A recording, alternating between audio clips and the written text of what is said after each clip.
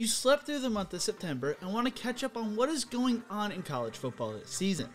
Well, you've missed a lot, as we have seen one of the craziest, most chaotic starts to the college football season I have seen in years. Let's start with what makes college football so special: the fans. And they are back. Along with that, so are the traditions we missed last year. Enter Sandman at Virginia Tech, Jump Around at Wisconsin, and the Whiteout at Penn State. Traditions that we all truly missed last year. On top of that, Purdue couldn't even fit the famous world's largest drum into Notre Dame Stadium. When it comes to the product on the field, you knew it was going to be a crazy season when the first points of the year came on a safety during a punt play. Right here. It kinda set the tone for everything else.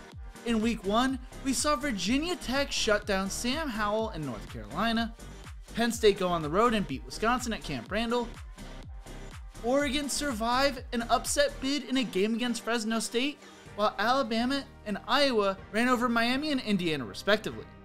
And that was only the warm-up for the next few days of week 1.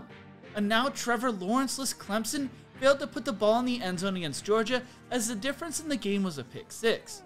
Ed Orgeron made some comments about UCLA's team colors. Bring your ass on! Bring your ass on, you little sissy blue shirt! Before being upset in the Rose Bowl, and Notre Dame survived an upset bid by Florida State in overtime. In week 2, Oregon traveled to Columbus to take on number 3 ranked Ohio State. Behind CJ Verdell's 161 rushing yards and 3 touchdowns, at midfield, high stepping, can the Bucks catch him? Verdell still running, touchdown! A Kayvon Thibodeau-less Ducks team upset the Buckeyes 35-28, making it Ohio State's first regular season loss since 2018.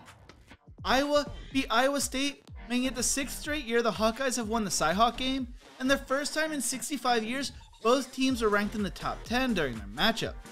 The Arkansas fan base stormed the field in a 40-21 win over Texas, while Stanford rolled USC on the road. Jacksonville State beat Florida State on a walk-off Hail Mary as well. In week 3, we saw some upsets by the road teams. Cincinnati beat Indiana, Michigan State beat Miami, and Fresno State shocked number 13 UCLA. In the game of the week, number 11 Florida was a 2-point conversion away and about a yard short of tying the game against number 1 Alabama. They did get the ball back with 4 seconds left, but the game ended with Emory Jones getting sacked. During the whiteout game, Penn State's defense stepped up as time expired to beat Auburn 28-20, while BYU beat their 3rd Pac-12 opponent in a row with a 27-17 win over number 19 Arizona State. In week 4, the last week of September, Villanova football prepared for the noise at Penn State using leaf blowers. Wisconsin played Notre Dame in Chicago in a game that was close until about 12 minutes left, and that's when Notre Dame pulled away to win 41-13. Colorado State led number 5 Iowa 14-7 at halftime, before the Hawkeyes went on to score 17 unanswered. Arkansas continued their dream season, beating Texas A&M in Jerry World 20-10, which resulted in them being ranked in the top 10 the following week.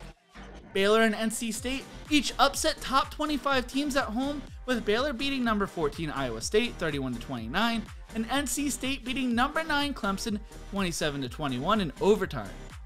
Rutgers came close to a program-changing win against Michigan, while Michigan State survived an upset bid by Nebraska in overtime. During the Oklahoma game, this chant broke out. And you have high expectations, and you hear that from your home crowd. Now they're doing. But Spencer Rattler didn't let it get to him and led his team on a game-winning drive in the final minutes to win 16-13. And now we've reached the most recent week of college football, week 5. Georgia flexed their muscles with a 37-0 win over number 8 Arkansas, ending their dream undefeated run. Cincinnati went on the road to take on number 9 Notre Dame, and leading up to the game, quarterback Desmond Ridder was warned about the noise he was going to experience in the stadium. His response? That they would quiet the crowd, and that they did, with a massive win over the Fighting Irish 24-13. Lane Kiffin told television audiences to get out the popcorn for the game against Alabama. Fans did. Alabama fans, as the Crimson Tide continued to roll with a 42-21 win. Oregon's dream season came tumbling down to reality with an overtime loss to Stanford, with the Cardinals now boasting wins over the North and South favorites to win the conference going into the season. Kentucky got the best of number 10 Florida, 20-13, and a crazy ending while Texas A&M suffered their second loss of the season to Mike Leach and the Mississippi State Bulldogs. Hawaii also shocked the number 18 Fresno State Bulldogs 27-24 in a late night kickoff.